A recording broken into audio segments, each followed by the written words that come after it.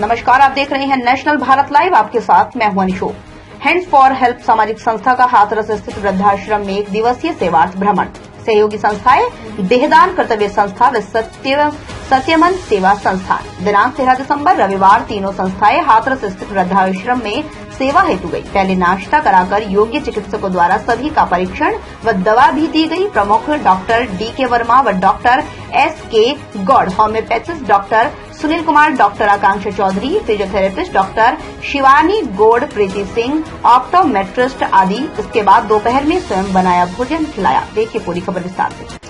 इसके बाद दोपहर में स्वयं बनाया भोजन खिलाया व सभी सदस्यों ने भी इनके साथ ही ग्रहण किया। इस सफल अभियान पर विचार व्यक्त करते हुए वयोवृद्ध समाज सेवी राजाराम मित्र ने कहा, मुख्यतः हैंड्स फॉर हेल्प संस्था की पहल पर सभी संस्था सदस्यों ने मानवीय संवेदनाओं सहित सेवा के रूप में सच्ची पूजा की है। सुनील कुमार, अध्यक्ष हैंड्स फॉर हेल्प, ने कहा, इससे पहले भी अनेकों सेवा कार्य मानवीय हित में सफलतापूर्वक हो चुके हैं, जैसे लॉकडाउन में जनता रसोई, विधवाओं को स्वरोजगारी बनाना, अनेकों पीड़ितों को अस्पताल पहुंचाकर ऑपरेशन करा, रक्त व दवाओं का प्रबंध, अनेकों गरीब असहाय बच्चों को विद्यालय में प्रवेश दिला, फीस व ट्यूशन का प्रबंध। साथ ही मीडिया प्रभारी श्री विशाल वासनी जी ने कहा, वृद्धाश्रम में रह रहे ये बुजुर्ग हमारे सामाजिक अभिभावकों की तरह ही हैं, अतः इनकी सेवा भी अपने माता पिता की सेवा करने जैसा है। डॉक्टर गौड़, अध्यक्ष देहदान कर्तव्य संस्था, ने कहा, तीनों संस्थाओं के आपसी सहयोग से सफल कदम उठाने में सुगमता हुई। इससे होम्योपैथिक दवा का भी प्रचार प्रसार हुआ है। आपको बता दें कि हैंड्स फॉर हेल्प के कार्य को देखते हुए डॉक्टर वर्मा ने भी लोगों को अनेकों फायदेमंद जानकारियां दी। बताते चले कि यहां रक्तवीर चौधरी, अजय सिंह, विशाल भारती, सौरभ अग्रवाल एडवोकेट, शिवम माहेश्वरी, दीपक खन्ना, सुमन प्रकाश, विवेक अग्रवाल, मिंकू गर्ग, भुवनेश शर्मा, जॉली मामा आदि आप सभी का भी सहयोग बना रहा। हमारा मैसेज केवल एक ही है कि हम लोगों को ये चाहिए कि अपने बड़े बूढ़ों को हमेशा अपने साथ रखें, उनकी सेवा करें और उनके आशीर्वाद को लें। अदरवाइज उन लोगों को आगे के दुखी उठाने पड़ेंगे, क्योंकि उनकी सेवा ही, मानव सेवा ही एक तरीके से ईश्वर सेवा कहलाती है और उसको ही हम लोग नहीं करते। और अपने जब उनकी सेवा का टाइम होता है तब हम उन लोगों को वृद्धाश्रम में भेज देते हैं। ये हम लोगों के लिए बहुत ही शर्मनाक बात है और मैं यही कहूँगा कि सब लोगों को अपने बुजुर्गों की हमेशा सेवा करनी चाहिए, ताकि उनको भी सुख मिले और उनका भी जीवन सफल हो। आप लोगों ने यहाँ रखा है। सबसे पहले तो मैं आपको समाज सेवा हम इसको नहीं मानते, हम इसको सामाजिक जिम्मेदारी मानते हैं। क्योंकि सामाजिक जिम्मेदारी अगर होगी तभी हम लोगों के साथ में ये कार्य कर सकते हैं।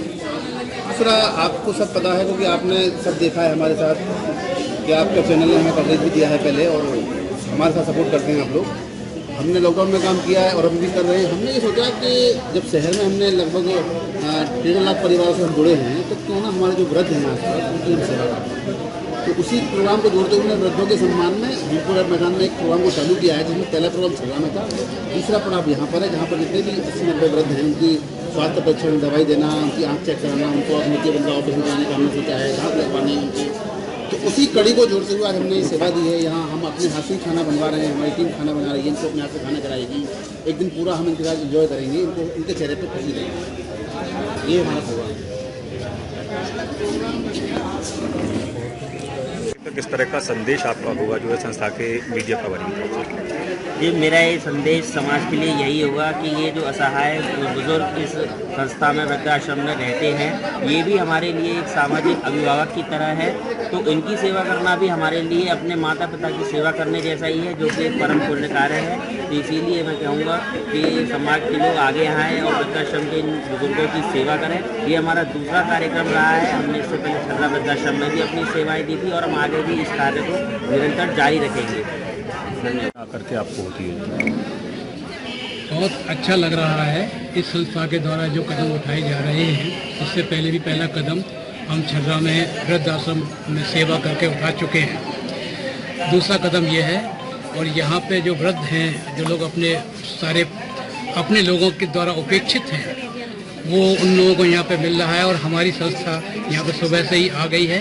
उनको पहले नाश्ता कराया है, इसके बाद फिर हम लोगों को मेडिकल चेकअप, जिसमें आइज़ का अलग है, होम्योपैथिक डॉक्टर्स का अलग है, दांतों का अलग है, फिजियोथेरापिस्ट अलग है।